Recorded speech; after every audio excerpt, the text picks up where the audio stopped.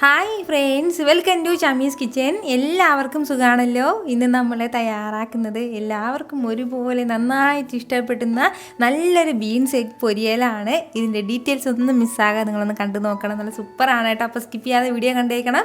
കൂടെ തന്നെ നമ്മുടെ ഈ ഷമീസ് കിച്ചൻ ചാനൽ ഇതുവരെ സബ്സ്ക്രൈബ് ചെയ്യാത്തവരാണെന്നുണ്ടെങ്കിൽ, അല്ലെങ്കിൽ ഇത് ആദ്യമായിട്ട് കാണുന്നതെങ്കിൽ പ്ലീസ് ഒന്ന് സബ്സ്ക്രൈബ് ചെയ്തേക്കണേ. ആ തൊട്ടടുത്ത് കാണുന്ന ബെല്ലൈക്കനിൽ ഓൾ കൂടി ഒന്ന് മറക്കാതെ പ്രസ് ചെയ്തേക്കണം. എന്നാൽ ശരി, നമുക്ക് വേഗം റെസിപ്പിയിലേക്ക് പോകാം. നമ്മുടെ ബീൻസ് എഗ് പൊരിയൽ തയ്യാറാക്കിയെടുക്കാൻ വേണ്ടിയിട്ട് ഞാനിപ്പോൾ ഇതുപോലെ ഒരു കടായി ഒന്ന് അടുപ്പത്തേക്ക് വെച്ചിട്ടുണ്ട്. അത് നന്നായിട്ടൊന്ന് ചൂടായി വരുമ്പോഴത്തേക്കും അതിലേക്ക് ഒരല്പം എണ്ണ ചേർത്ത് കൊടുക്കാം. വെളിച്ചെണ്ണ തന്നെ ചേർത്ത് കൊടുത്തേക്കണം, എങ്കിൽ മാത്രമേ പെർഫെക്റ്റ് ടേസ്റ്റിൽ നമുക്ക് കിട്ടത്തുള്ളൂ. എണ്ണ നന്നായിട്ടൊന്ന് ചൂടായി കഴിഞ്ഞാൽ പിന്നെ ഇനി നമുക്കിതിലേക്ക് വേണ്ടത് ബീൻസാണ്. ഞാനിപ്പോൾ ഇതുപോലെ ഒരു 50 ഗ്രാം അളവിൽ ബീൻസ് എടുത്തിട്ടുണ്ട്. വളരെ കുറച്ച് ബീൻസാണ് എടുത്തിട്ടുള്ളത് കേട്ടോ. അതായത് നമുക്ക് ഒരു ദിവസത്തേക്ക് വേണ്ടതാണ്.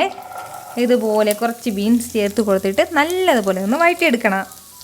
കൂടെ തന്നെ ഇതുപോലെ ഒരല്പം ഉപ്പും കൂടി ചേർത്ത് കൊടുക്കുകയാണ്. ഉപ്പും ചേർത്ത് കൊടുത്തതിന് ശേഷം പിന്നീട് നമ്മൾ നല്ലതുപോലെ ഒന്ന് വഴറ്റി കൊടുക്കണം. നമ്മുടെ ബീൻസ് എല്ലാം നല്ല രീതിയിൽ തന്നെ ഒന്ന് വേവിച്ചെടുക്കണം. ഇതുപോലെ ഒന്ന് നന്നായിട്ടൊന്ന് വഴറ്റി കൊടുത്തതിന് ശേഷം പിന്നെ വേണ്ടത് എന്താണെന്ന് വെച്ചാൽ വളരെ കുറച്ച് മാത്രം കൂടി വെള്ളവും കൂടി ചേർത്ത് കൊടുത്തിട്ട് നമുക്കൊന്ന് അടച്ച് വെച്ച് ഒരു 2 മിനിറ്റ് ഒന്ന് വേവിച്ചെടുക്കണം. ഇതുപോലെ ഈ ഒരു അളവിൽ മാത്രം നമുക്കിതിലേക്ക് വെള്ളം ചേർത്ത് കൊടുത്താൽ മതിയാവും. അതിനുശേഷം ഒരു 2 മിനിറ്റ് നമുക്കൊന്ന് അടച്ച് വെച്ച് വേവിച്ചെടുക്കാം. അത്രയും സമയം കൊണ്ട് നമ്മുടെ ബീൻസ് എല്ലാം നന്നായിട്ട് നിന്ന് വെന്ത് കിട്ടിക്കോളും. ഇതിപ്പോൾ ഏകദേശം ഒരു 2 മിനിറ്റോളം ആയിട്ടുണ്ട്. നമ്മുടെ ബീൻസ് എല്ലാം നല്ല രീതിയിൽ തന്നെ ഒന്ന് വെന്ത് കിട്ടിയിട്ടുണ്ട്. നമ്മൾ ഒഴിച്ചു കൊടുത്ത വെള്ളം കംപ്ലീറ്റ് ആയിട്ട് വറ്റിയിട്ട് ഇതുപോലെ വീണ്ടും നന്നായിട്ടൊന്ന് റോസ്റ്റായിട്ട് കിട്ടിയിട്ടുണ്ട്. ഈ ഒരു രീതിക്ക് വേണം നമ്മുടെ ബീൻസ് നന്നായിട്ടൊന്ന് വേവിച്ചെടുക്കാനായിട്ട്. അപ്പോൾ ഇതുപോലെ ഇത്രയും ആയിക്കഴിഞ്ഞാൽ ബീൻസ് കംപ്ലീറ്റ് ആയിട്ട് നമുക്ക് ചെറിയൊരു ബൗളിലേക്കൊന്ന് മാറ്റി വയ്ക്കാം.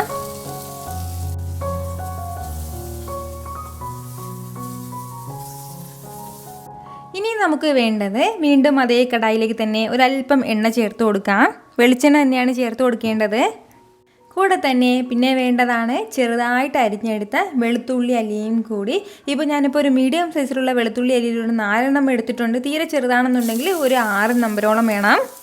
പിന്നെ വേണ്ടത് ഒരു 2 പച്ചമുളകാണ്. അത്യാവശ്യം വലിയ പച്ചമുളകിൽ 2 പച്ചമുളക് എടുത്തിട്ടുണ്ട്. നമ്മുടെ എരിവിനനുസരിച്ചിട്ട് പച്ചമുളക് ചേർത്ത് കൊടുക്കാം. ഇത് രണ്ടും ചേർത്ത് കൊടുത്തിട്ട് ചെറുതായിട്ട് ഇതുപോലെ ഒന്ന് വഴറ്റി കൊടുക്കാം. ഒരുപാട് സമയത്ത് വഴറ്റേണ്ട ആവശ്യമില്ല. ലൈറ്റായിട്ടൊന്ന് വഴറ്റി കൊടുത്തതിന് ശേഷം പിന്നീട് നമുക്കിതിലേക്ക് വേണ്ടതാണ് ഒരു സവാള. ചെറുതായിട്ട് ഞാനിപ്പോൾ അരിഞ്ഞെടുത്തിട്ടുണ്ട്. കൂടുതൽ വേണ്ട, ഒരു മീഡിയം സൈസിലുള്ള ഒരു സവാളയാണ്. അപ്പോൾ അതും കൂടി ചേർക്കാം.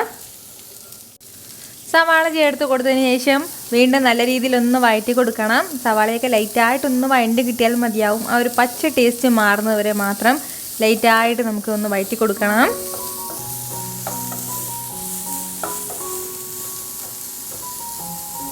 സാധാരണ നമ്മൾ ബീൻസൊക്കെ വെച്ചിട്ട് തോരനൊക്കെ തയ്യാറാക്കുന്നതിൽ നിന്നും ഒരു സ്പെഷ്യലായിട്ടുള്ള ടേസ്റ്റാണ് കേട്ടോ നമുക്കിത് കിട്ടുന്നത്.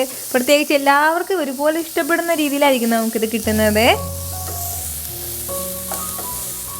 സവാളയുടെ എല്ലാം ആ ഒരു പച്ച ടേസ്റ്റ് മാറിയിട്ട് ഇതുപോലെ ഒന്ന് ലൈറ്റായിട്ട് കണ്ണാടി പോലെ ഒന്ന് വഴണ്ട് തുടങ്ങുമ്പോഴത്തേക്കും ഇനി നമുക്കിതിലേക്ക് ബാക്കി ചേരുവകളൊക്കെ ഒന്ന് ചേർക്കാം.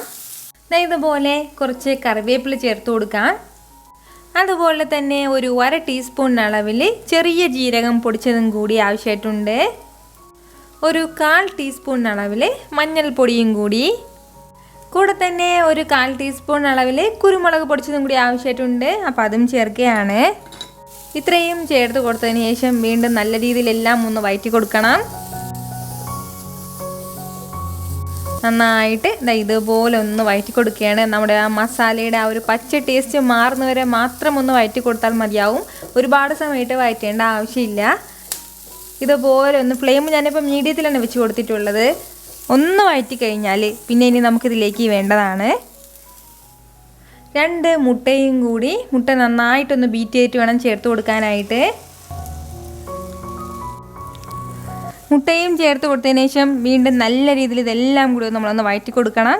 നന്നായിട്ട് ഇതുപോലെ ഒന്ന് മിക്സ് ചെയ്ത് കൊടുക്കുകയാണ്. പെട്ടെന്ന് തന്നെ നമ്മുടെ മുട്ടയെല്ലാം ഒന്ന് വെന്ത് കിട്ടിക്കോളും. ഇപ്പോൾ മുട്ട പകുതിയോളം അളവിലാണ് വെന്തിട്ടുള്ളത്. ഈ ഒരു സമയമാകുമ്പോഴത്തേക്കും ഇനി നമ്മൾ നേരത്തെ വേവിച്ച് മാറ്റി വെച്ചിരിക്കുന്ന നമ്മുടെ ബീൻസും കൂടി ഇതിലേക്ക് ഒന്ന് ചേർത്ത് കൊടുക്കണം. നമ്മുടെ ഈ മുട്ടയുടെ മിക്സിനും ആവശ്യമായിട്ടുള്ള ഒരല്പം ഉപ്പും കൂടി ഈ സമയം ചേർക്കുകയാണ്. അതിനുശേഷം ഇതെല്ലാം കൂടി നല്ല രീതിയിൽ ഒന്ന് മിക്സ് ചെയ്തെടുക്കണം.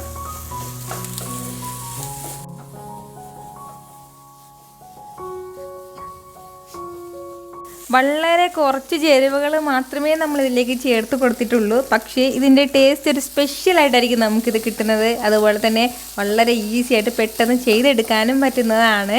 ഇതുപോലെ മീഡിയം ഫ്ലെയിമിൽ വെച്ചിട്ട് നമ്മൾ ഒരു 2 മിനിറ്റോളം ഒന്ന് ഇളക്കി കൊടുക്കണം കേട്ടോ. അതായത് നന്നായിട്ട് നമ്മുടെ ബീൻസിലേക്ക് നമ്മുടെ മുട്ടയുടെ മിക്സ് എല്ലാം ഒന്ന് പിടിച്ച് കിട്ടണം. നമ്മളിതിലേക്ക് ചേർത്ത് കൊടുത്തിട്ടുള്ള ചേരുവയെല്ലാം ബീൻസിൽ പിടിക്കണം.